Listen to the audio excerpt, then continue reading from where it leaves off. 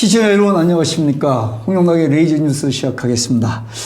정치평론가도 하시면서 전 기무사령관 별셋 허평한 장모님을 모시도록 하겠습니다. 안녕하세요. 네, 안녕하세요. 예, 감사합니다. 오늘 허평한의 구국충정 시간에는 지금 제목이 김여정이 북한에 쥐락펴락하는 국민 자존심, 국민 자존심 상한다는 거죠, 이거. 그렇죠. 근데 저는 먼저 한번 좀 여쭤볼게. 그 장모님 뭐 요즘 여러 가지 다방면에 식견이 많으시니까 평론도 잘하시고 하지만 그래도 기무사령관 하셨으니까 이북이라든지 이런 이념 문제라든지 이런 부분에 또 정통하시니까 여쭤보고 싶은 게 아니 우리 대통령 문재인 대통령님 계시잖아요.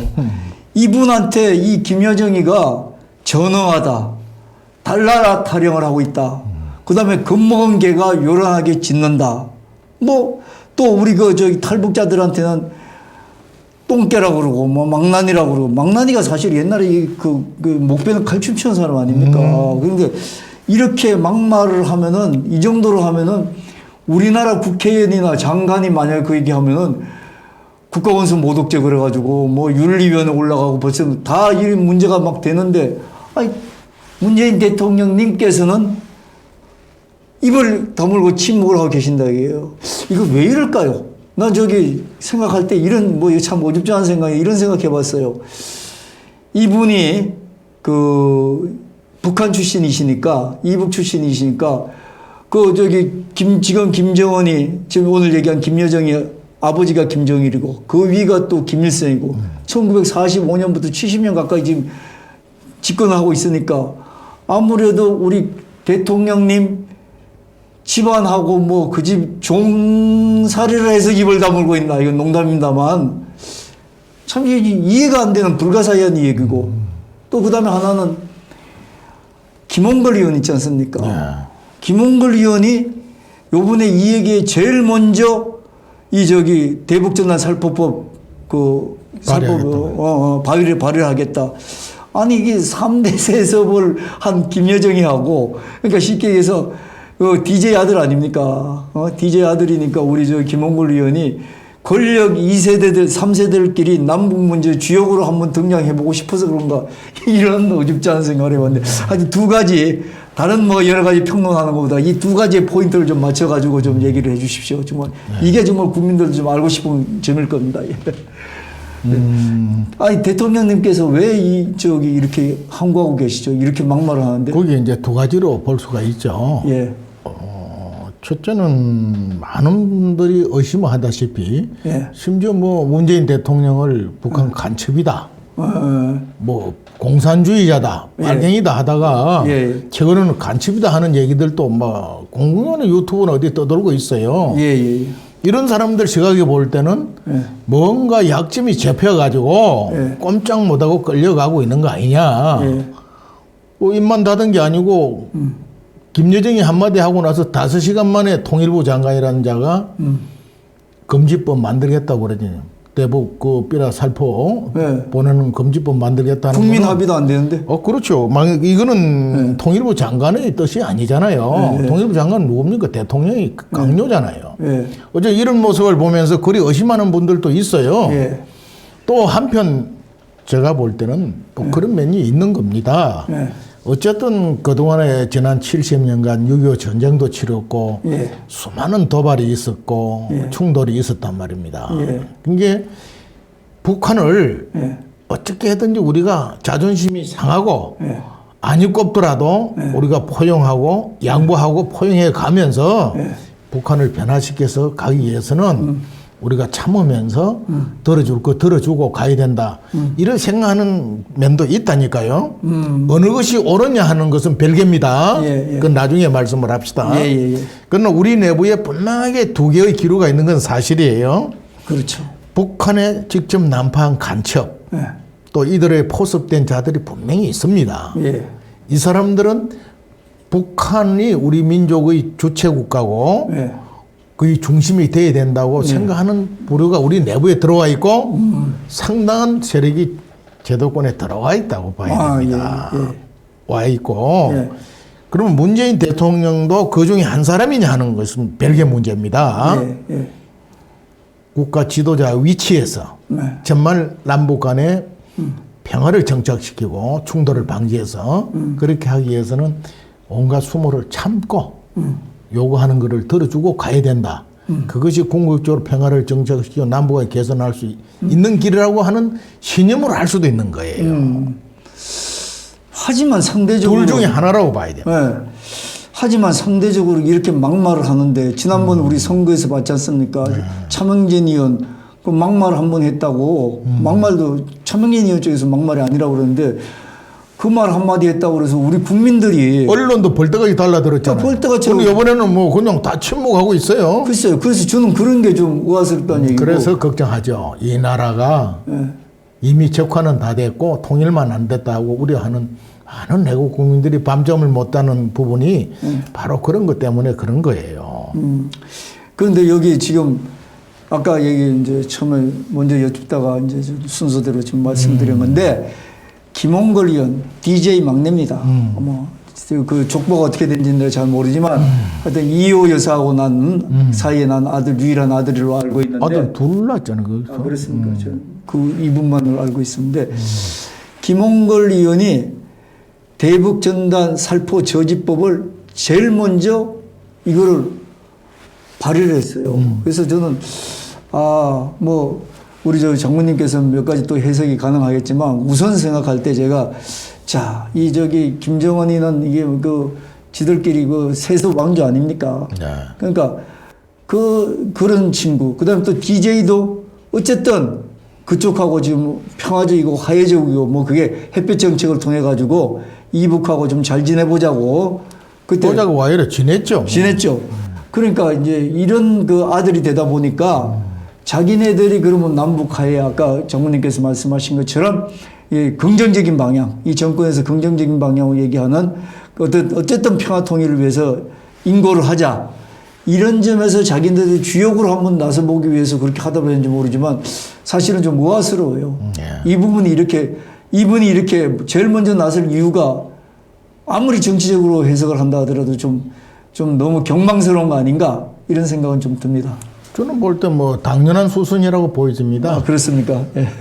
일단 뭐 그 더불당 원내대표된 이번에 김태년 그 양반이 원 구성되면은 대북 전단 발송 금지법 만들겠다고 얘기를 했고 통일부 장관이 또 5시간 만에 얘기를 했고 당 원내대표가 그 얘기를 했고 어떤 국회의원이든지 내부에 한 사람이 총대를 매줘야 되는 거예요.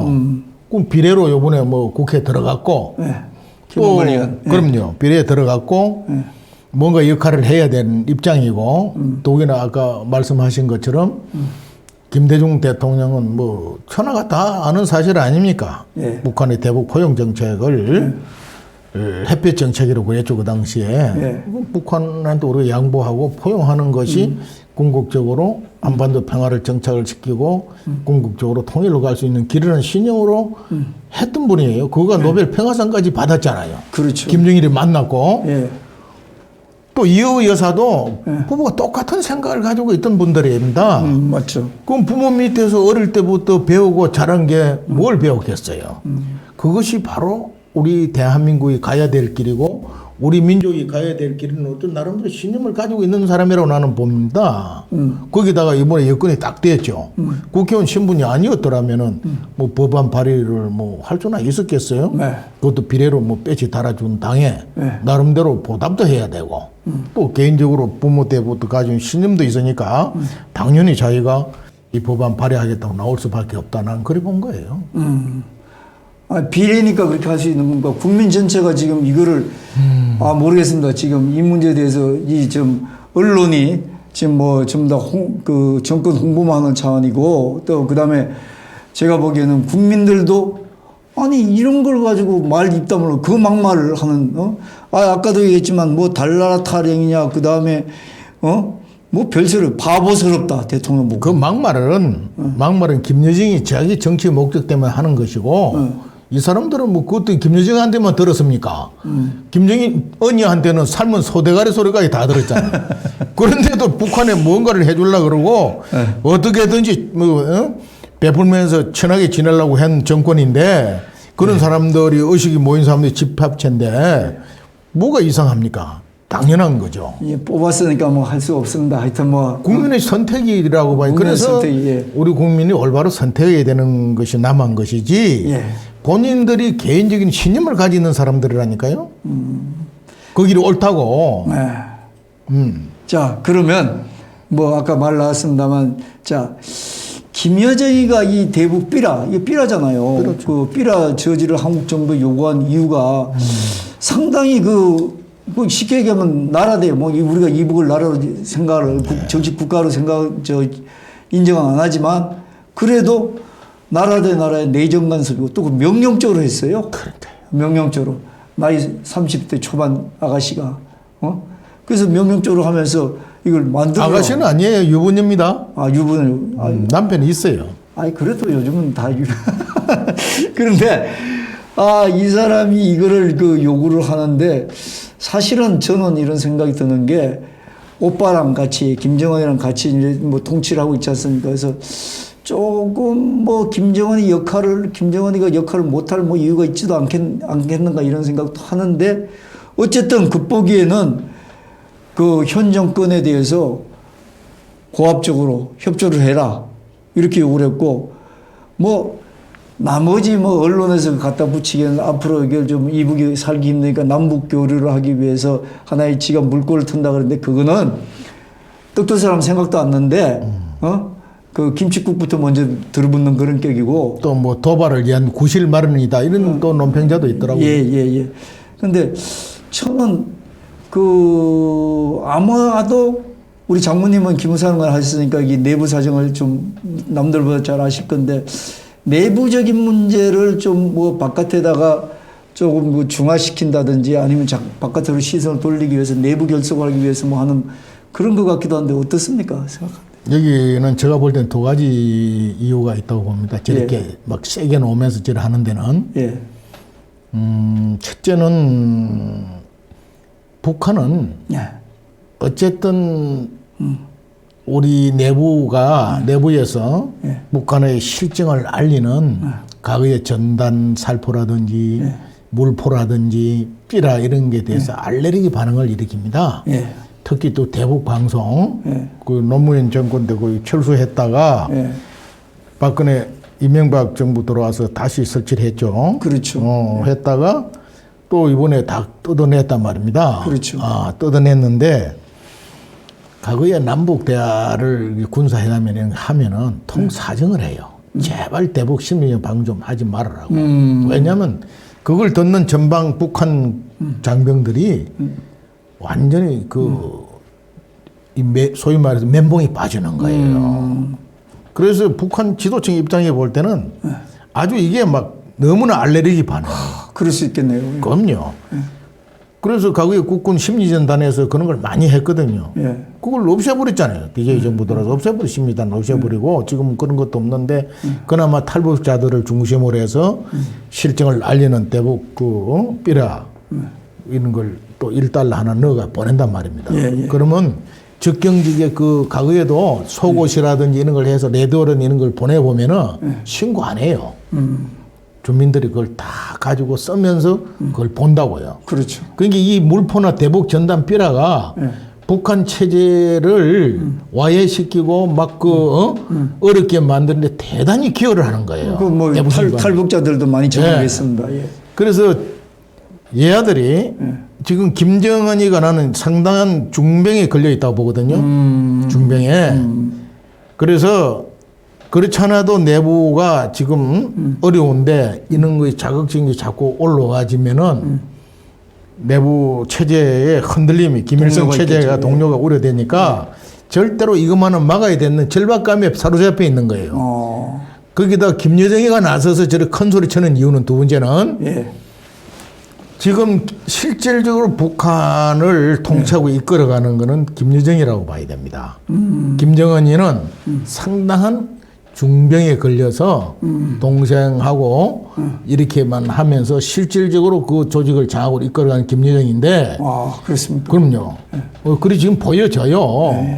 근데 북한 내에서 한때 그런 얘기가 나왔어요. 네. 여자는 안 된다. 여자가 무슨 지도자냐. 북한이 상당히 그 봉건적인 고루타보는 게 남아 있어요. 지들이 봉건 왕족을 했고 네. 조선 시대에 그 조선 이시 왕조가 김씨 왕조로 바뀐 상태예요. 그렇죠, 그렇죠. 그러니까 여자가 무슨 하면 안 된다. 뭐 옛말에 암탉이 울면 집안이 망한다 이런 사고에 젖어 있는 사람들이 사회가 있고 한때 그런 기류가 흘렀어요. 네. 그러니까 그걸 극복하기 위해서는 무슨 소리냐? 내가 비록 여자지만 남조선에 내가 하는 거 봐라. 당차게 보여주고. 큰 소리 땅땅 쳐도 남조선 꼼짝 못하지 않냐? 야 이게 그냥 여자로 봤더니 김정은이 역시 다르네 하는 대내 결속용이나 위상 강화 차원에서도 강하게 나온다. 나는 그 두 가지로 본단 말이야. 두 개 다 같이 섞여 있는 거예요.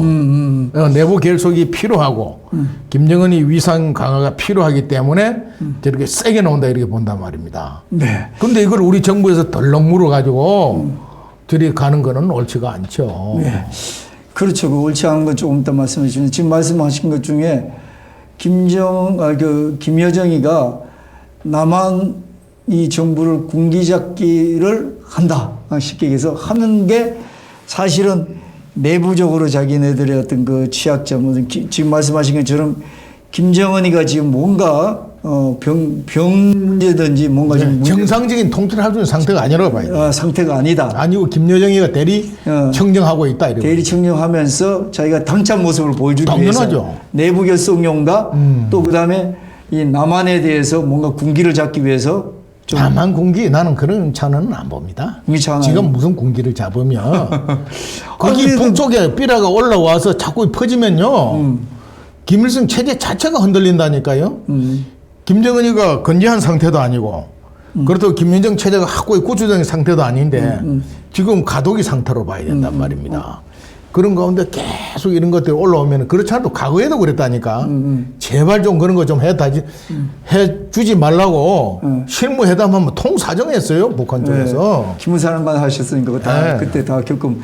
그러니까 지금 이제 우리 정부가 그게 아닌데 내부적으로 자기들 그런 문제 때문에 그 내부 결속용으로 하는데 정부가 예스 해주는 그런 격이구만요. 참 한심한 거죠. 예. 자, 그렇다 보니까 지금 우리가 생각 우리 그 정권의 대처 방향은 이래서는 안 되는데 그건 이따 장모님이 정리를 해 주시고 문제점이 뭐냐 하면은 자, 삐라 뿌리는 거 이거 뭐 별별 얘기를 다 합니다. 그 적경 지역 주민들 동원 하여튼 뭐 적경 지역 주민들 아니 뭐 북한이 도발하면은 결국 이리 하면 북한이 도발할 것이고 그러면 적경 지역 주민들이 안보적인 위협에 처하기 때문에 하면 안 된다. 뭐 이런 소리를 막 해요. 그러니까 그게 결국 보면 그러면은 우리가 자유민주주의 체제인데 지금 뭐 실제 그런지 모르지만 이북 어쨌든 통일을 위해서 우리도 가야 되는데 어쨌든 북한 주민이 남한에 대해서 실상에서 정확히 알아야 되잖아요. 알아야죠. 아는 게 문제가 아니고 북한의 주민들을 깨어나게 만들어야 되는 겁니다. 그러니까 그런데 지금 그건 정리해 주시고 저희 어렸을 때 이북에서 삐라 매일 주스 봤거든요. 그렇죠. 그때 그때 우리 봤을 때 뭐 그거 뭐라고 그랬습니까 사실은 좀 선생님이 뭐라고 그러고 지서에 가서 끌려가면 좀 얘기도 들었겠지만 군방 한 대 먹고 그렇지만 그거 특별한 거 아니잖아요. 이게 보내면 안 된다고 이 정권이 전체에 나서가지고 이거 언론 출판 자유 이거 표현의 자유 허용해야 되는 나라에서 이건 지금 법적인 문제도 헌법정신 위반입니다. 이거 못하게 하는 거는. 근데 국민적 합의도 안 됐는데 이렇게 얘기하는 거 제가 내부적으로 하면 결국은 또 어떻게 보면 제 주제 넘은 소리지만 대한민국 주권 포기예요. 나라가 아닌 나라한테다가 거기다가 하지 말라고. 주권 뭐 포기한 지 어제 오늘 되었습니까? 북한을 우리 헌법에서 실체적인 국가로 집단으로 그러잖아요. 계례 정권 집단으로 인정하는데 이미 국가로 인정한 지 오래됐어요. 이거는. 실제적으로 그렇죠. 노태우 정권 때 그 유엔 동시 가입한 것부터 실체적으로 국가로 인정하고 시작한 거예요. 아, 그렇네요. 그럼요. 그게 92년도 아닙니까? 오래됐어요. 자, 그러면 지금 우리가 여기에 정말로 합리적인 대처, 그다음에 전향적인 대처, 우리 대한민국 입장에서는 이 문제가 찾은 자존심 상하고 쪽팔려 죽겠어요, 정말. 이 자존심 문제가 아니고 이제 어떻게 대처해야 되는 하는 문제인데 이것도 우리가 아까 처음에 시작한 컨트롤에서 두 가지 관점에서 접근해야 됩니다. 첫째 하나는 궁극적으로 정말 남북 간에 평화가 정착이 되고 궁극적으로 통일로 가야 되는데 그 길목에서 어떻게 하는 것이 맞는 거냐 하는 겁니다. 어떤 것이 하는 첫째 하나는 소위 그 햇볕 정책, 대북 포용 정책을 주장하는 사람들 이런 사람들의 입장은 우리가 자존심이 상하고 좀 그러더라도 양보를 하고 북한을 포용하고 접근해서 가다 보면 궁극적으로 북한도 변할 것이다. 그리고 평화를 정착될 것이다. 그리고 궁극적으로 통일로 갈 수 있을 것이다. 이렇게 해서 위에 있는 우리가 참서 양보하면서 가자는 그런 주장하는 분들이 있어요. 그걸 대북 포용 정책, 정책이라고 그래요. 두 번째 또 하나 주장은 무슨 소리냐? 북한은 절대 변하지 않는다. 대남 적화 전략.